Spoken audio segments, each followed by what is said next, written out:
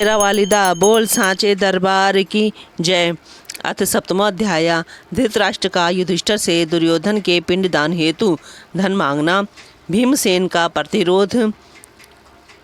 धृतराष्ट्र, गांधारी, कुंती, विदुर और संजय का वन के लिए प्रस्थान। वनवासी धृतराष्ट्र तथा माता कुंती से मिलने के लिए युधिष्ठिर का भाइयों के साथ वनगमन। विदुर का महाप्रयाण। धृतराष्ट्र सहित पांडवों का व्याजी के आश्रम पर आना। देवी की कृपा से व्याजी द्वारा महाभारत युद्ध में मरे कौरवों पांडवों के परिजनों को बुला देना। सूत जी बोले, हे मुनिगण, माननीय द्रौपदी उन पांचों पांडवों की पतिव्रता पत्नी थी। उन द्रौपदी को अत्यंत सुंदर 5 पुत्र उन पतियों से उत्पन्न हुए। अर्जुन की एक दूसरी सुंदर पत्नी श्री कृष्ण की बहन सुभद्रा थी, जिन्हें अर्जुन ने पूर्व काल में भगवान श्री कृष्ण की अनुमति से हर लिया था। उन्हीं सुभद्रा के गर्भ से महान वीर अभिमन्यु का जन्म हुआ। वह संग्राम भूमि में मारा गया था। उसी युद्ध में द्रौपदी के 5 पुत्र भी मारे गए थे। वीर अभिमन्यु की श्रेष्ठ तथा अत्यंत सुंदर पत्नी महाराज विराट की पुत्री उत्तरा थी। महाभारत के युद्ध में कुरुकुल का नाश हो जाने पर उसने एक पुत्र उत्पन्न किया था। वह द्रोण पुत्र अश्वत्थामा की वाणाग्नि से पहले गर्भ में ही मर गया था, किंतु बाद में भगवान श्री कृष्ण ने अश्वत्थामा की वाणाग्नि से निर्दग्ध अपने भांजे के पुत्र को अपने अद्भुत प्रताप से पुनः जीवित कर दिया था। कुरु वंश के समाप्त होने पर वह श्रेष्ठ पुत्र उत्पन्न हुआ था, इसलिए वह बालक परीक्षित नाम से पृथ्वी तल पर प्रसिद्ध हुआ। अपने 100 पुत्रों के मारे जाने पर अत्यंत दुखित राजा धृतराष्ट्र भीम के वाग बाणों से संतप्त रहते हुए अब पांडवों के राज्य में रहने लगे। वैसे ही गांधारी भी अत्यंत दुखी होकर जीवन यापन करने लगी। दुखित युधिष्ठिर दिन रात उन दोनों की सेवा करने लगे। महान धर्मात्मा विदुर युधिष्ठिर की अनुमति से अपने भाई धृतराष्ट्र के पास में ही रहते थे और वे उन प्रज्ञा चक्षु को समझाते बुझाते रहते थे। धर्मपुत्र धर्मात्मा युधिष्ठिर भी अपने पिता तुल्य धृतराष्ट्र के पुत्र शोक जनित दुख को विस्मरित कराते हुए उनकी सेवा करने लगे। जिस किसी भी प्रकार यह वृद्ध धृतराष्ट्र सुन ले, यह ध्यान में रखकर भीम अत्यंत क्रोधित होकर अपने वचन रूपी बाणों से उन पर सर्वदा प्रहार किया करते थे।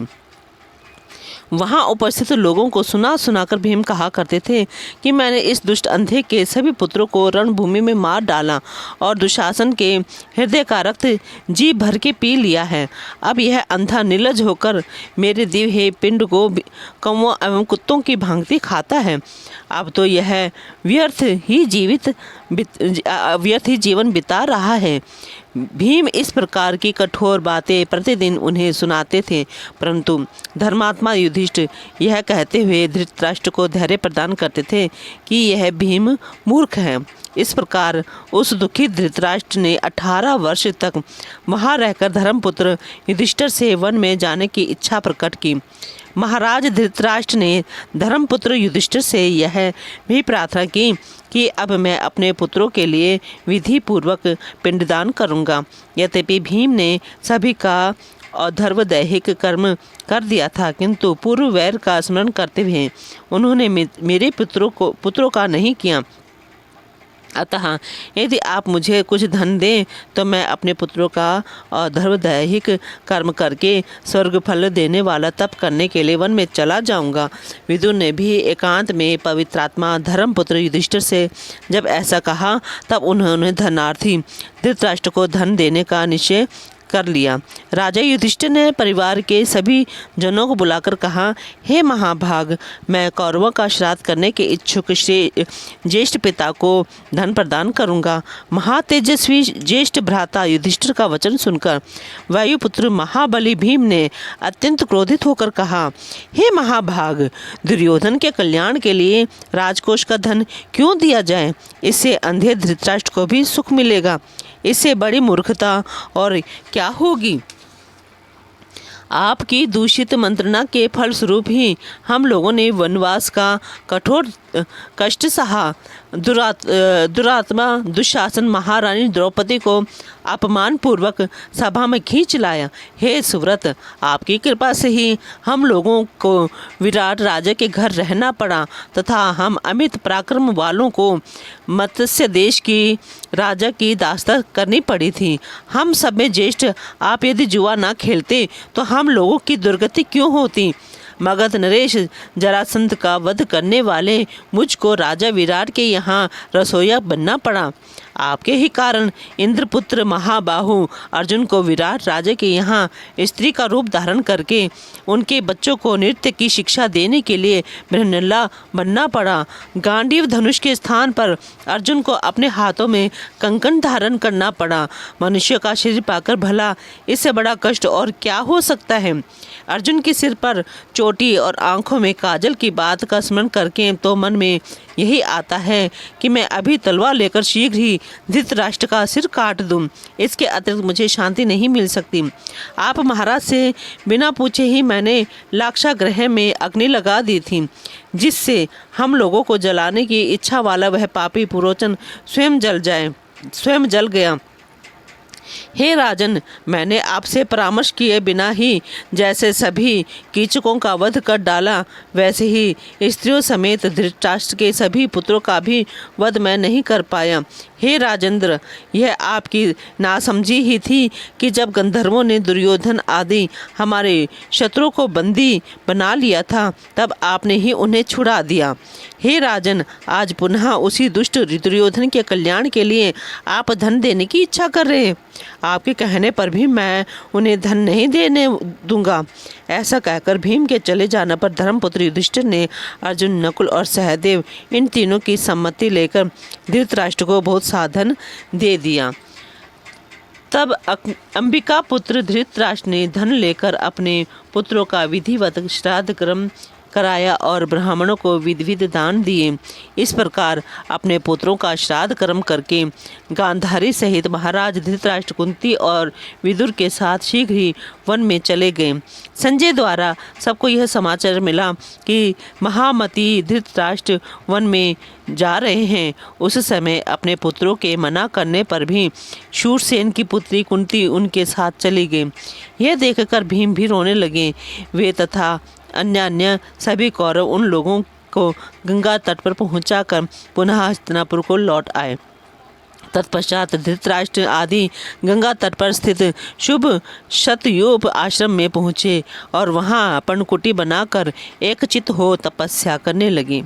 जब वे तपस्वी चले गए और इस प्रकार 6 वर्ष बीत गए, तब उनके विरह से संतप्त युधिष्ठिर अपने भाइयों से कहने लगे, मैंने स्वप्न देखा है कि वन में रहती हुई माता कुंती अत्यंत दुर्बल हो गई हैं। अतः माता तथा पितृजनों को देखने की मन में इच्छा हो रही है। साथ ही महात्मा विदुर तथा महाबुद्धिमान संजय से भी मिलने की मेरी इच्छा है। यदि आप लोगों को भी यह उचित प्रतीत होता हो तो हम लोग वहाँ चलें, ऐसा मेरा विचार है। तब वे सभी भाई सुभद्रा, द्रौपदी, महाभागा, उत्तरा तथा अन्य नागरिकजन वहाँ एकत्र हुए। दर्शन के लिए उत्सुक उन पांडवों ने सभी लोगों के साथ शतयूप आश्रम में जाकर धृतराष्ट्र आदि को देखा। वहाँ जब विदुर जी दिखाई नहीं दिए, तब धर्मराज युधिष्ठिर ने धृतराष्ट्र से पूछा, वे बुद्धिमान विदुर जी कहाँ हैं? तब अंबिका पुत्र धृतराष्ट्र ने उनसे कहा, विदुर तो विरक्त एवं निष्काम होकर तथा सब कुछ त्याग कर कहीं एकांत में रहते हुए अंतःकरण में परमात्मा का ध्यान कर रहे होंगे। दूसरे दिन गंगा जी की ओर जाते हुए युधिष्ठिर ने वन में तपस्या के कारण क्षीण देह वाले व्रतधारी विदुर जी को देखा। उन्हें देखकर महाराज युधिष्ठिर ने कहा, मैं आपको प्रणाम करता हूँ। यह सुनकर भी निष्पाप विदुर जी ठूंठ वृक्ष के समान अचल स्थित रहे। उसी क्षण विदुर जी के मुख से एक अद्भुत तेज निकला और वह तत्काल युधिष्ठिर के मुख में समा गया, क्योंकि वे दोनों ही धर्म के अंश थे। इस प्रकार विदुर जी ने प्राण त्याग कर दिया और युधिष्ठिर अत्यंत शोकाकुल हो गए। वे राजा युधिष्ठिर उनके शरीर का दाह संस्कार करने का प्रबंध करने लगे। उसी समय राजा को सुनाते हुए आकाशवाणी हुई, हे राजन, ये विदुर जी विरक्त हैं, अतः ये दाह संस्कार के योग्य नहीं है। अब आप इच्छा अनुसार यहाँ से प्रस्थान करें। यह सुनकर उन सभी भाइयों ने गंगा के निर्मल जल में स्नान किया और वहाँ जाकर धृतराष्ट्र से सभी वृत्तांत विस्तार पूर्वक बताया। तत्पश्चात सब पांडव नागरिकों के साथ उस आश्रम में बैठ गए। उसी समय सत्यवती पुत्र व्यास जी तथा नारद जी भी वहाँ पहुँच गए। अन्य मुनिगण भी वहाँ धर्मपुत्र युधिष्ठिर के पास आ गए। उस समय कुंती ने वहाँ विराजमान शुभ दर्शन व्यास जी से कहा, हे कृष्ण द्वयापन, मैंने अपने पुत्र कर्ण को जन्म के समय ही देखा था। उसे देखने के लिए मेरा मन बहुत तड़प रहा है, अतः हे तपोधन, मुझे उसको दिखा दीजिए। हे महाभाग, आप समर्थ हैं, अतः मेरी यह इच्छा पूर्ण कीजिए। गांधारी बोली, हे मुने, दुर्योधन समर भूमि में चला गया था और मैं उसे देख नहीं पाई, अतः हे मुनिश्रेष्ठ, छोटे भाइयों सहित उस दुर्योधन को आप मुझे दिखा दीजिए। सुभद्रा बोली, हे सर्वज्ञ, मैं प्राणों से भी अधिक प्रिय अपने महान वीर पुत्र अभिमन्यु को देखना चाहती हूँ, अतः हे तपोधन, उसे अभी दिखा दीजिए।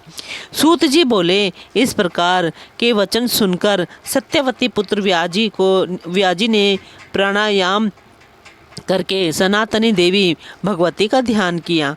तब सायंकाल आने पर मुनि श्रेष्ठ व्यास जी, युधिष्ठिर आदि सभी जनों को गंगा जी के तट पर बुलाकर पुण्य नदी गंगा के पवित्र जल में स्नान करके प्रकृति स्वरूपिणी परम पुरुष को प्रसन्न करने वाली सगुण निर्गुण रूपा देवताओं की भी देवी ब्रह्म स्वरूपिणी उन मणिद्वीप निवासिनी भगवती की स्तुति करने लगे। हे देवी, जब ब्रह्मा, विष्णु, शंकर, इंद्र, वरुण, कुबेर, यम तथा अग्नि ये कोई भी नहीं थे, उस समय भी आपकी सत्ता थी, ऐसी उन आपको मैं नमस्कार करता हूँ। जिस समय जल, वायु, पृथ्वी, आकाश तथा उनके रस आदि गुण, समस्त इंद्रियां, अहंकार, मन, बुद्धि, सूर्य तथा चंद्रमा ये कोई भी नहीं थे, तब भी आप विद्यमान थी, ऐसी उन आपको मैं प्रणाम करता हूँ।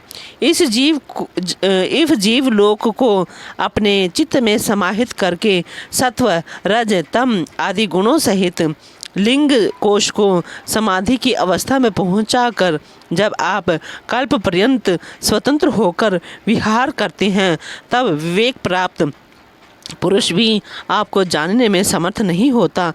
हे माता, ये लोग मृत व्यक्तियों के पुनः दर्शन के लिए मुझसे प्रार्थना कर रहे हैं, किंतु मैं ऐसा करने में मैं समर्थ नहीं हूँ, अतएव आप इन्हें मृत व्यक्तियों को शीघ्र ही दिखा दें। सूत जी बोले, व्यास जी के द्वारा इस प्रकार स्तुति किए जाने पर महामाया श्री भुवनेश्वरी देवी ने समस्त मृत राजाओं को स्वर्ग से बुलाकर दिखा दिया। कुंती, गांधारी, सुभद्रा, विराट पुत्री उत्तरा एवं सभी पांडव वापस आए हुए स्वजनों को देखकर प्रसन्न हो गए। तदंतर अपरिमित तेज वाले व्यास जी ने महामाया देवी का स्मरण करके इंद्रजाल की भांति प्रकट हुए उन सबको पुनः लौटा दिया। तत्पश्चात धृतराष्ट्र आदि तापसों से आज्ञा लेकर सभी पांडव तथा मुनिजन वहाँ से चल दिए। राजा युधिष्ठिर भी मार्ग में व्यास जी की चर्चा करते हुए हस्तिनापुर आ गए।